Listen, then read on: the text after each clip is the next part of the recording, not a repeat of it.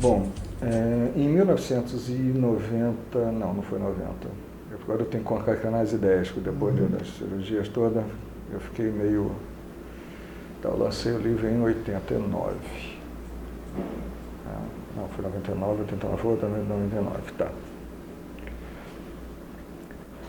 Bom, desde criança, eu ouvia muito, assim, rock, vindo pelos meus irmãos mais velhos, né, eles ouviam muito Beatles, eles ouviam os Rolling Stones, e tinham discos da Jovem Guarda também na minha casa.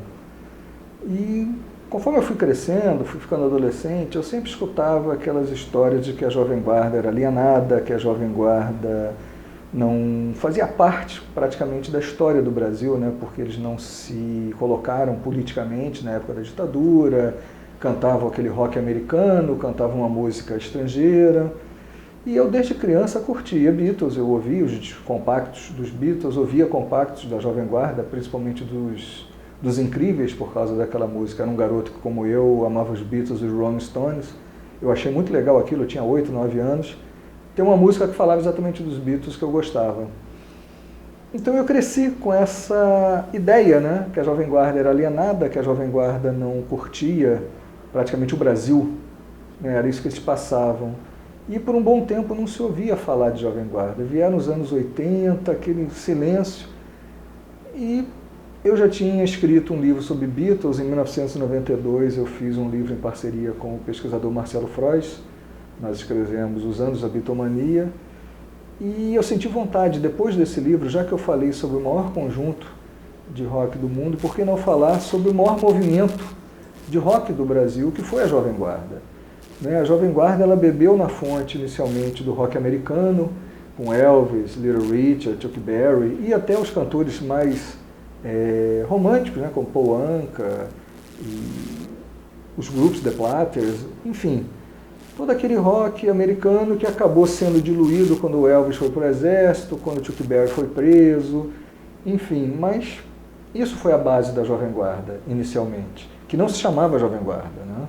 Inicialmente você tinha rock brasileiro, depois quando os Beatles estouraram no Brasil, eles estouraram na verdade entre 64 e 65, né, com o filme Os Reis do Iê Iê Iê. O filme A Hard Day's Night recebeu o título no Brasil de Os Reis do Iê Iê Iê por causa do refrão de She Loves You, que era She Loves You, Iê Iê Iê.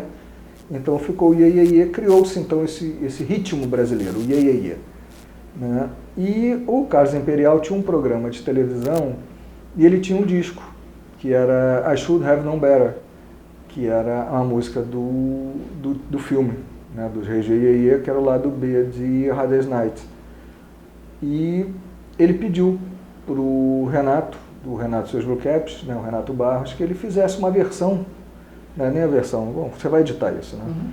Então, deixa eu falar de novo. Então, o Carlos Imperial, que tinha um programa de rock na televisão aqui no Rio de Janeiro, ele queria que a música I Should Have Known Better, dos Beatles, que era o lado B do compacto A Hard Day's Night, que era o título original do filme, fosse tocada no programa. Então ele pediu para o Renato, do Renato Seus Blue Caps, que eles tocassem essa música no programa. Isso seria no dia seguinte. E o Renato falou, cara, não tem como eu aprender inglês, eu vou fazer uma versão. E o Renato fez uma versão, né, que foi Menina Linda. E gravou. E acabou que o compacto do Renato Seus Blue Caps fez mais sucesso no Brasil do que o compacto dos Beatles.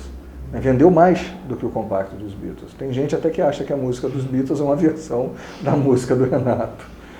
Enfim, com isso, nós tínhamos o Iê Iê Iê rolando no Brasil, com força. Né?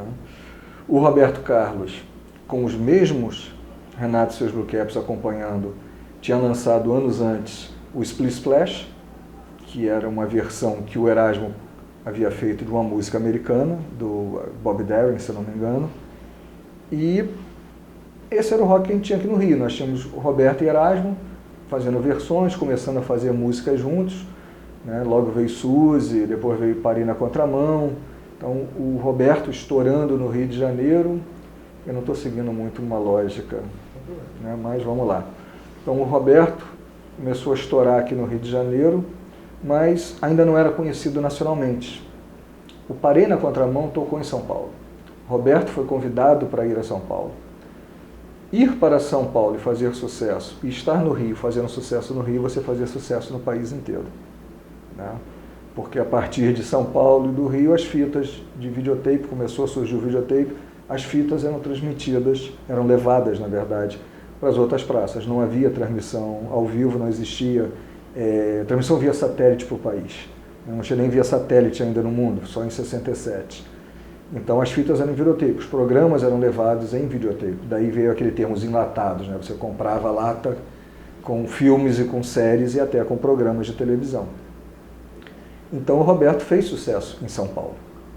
Então se tornou bastante conhecido. O Renato estourou no Rio de Janeiro com o Menina Linda. Logo em seguida isso estava tocando também em São Paulo.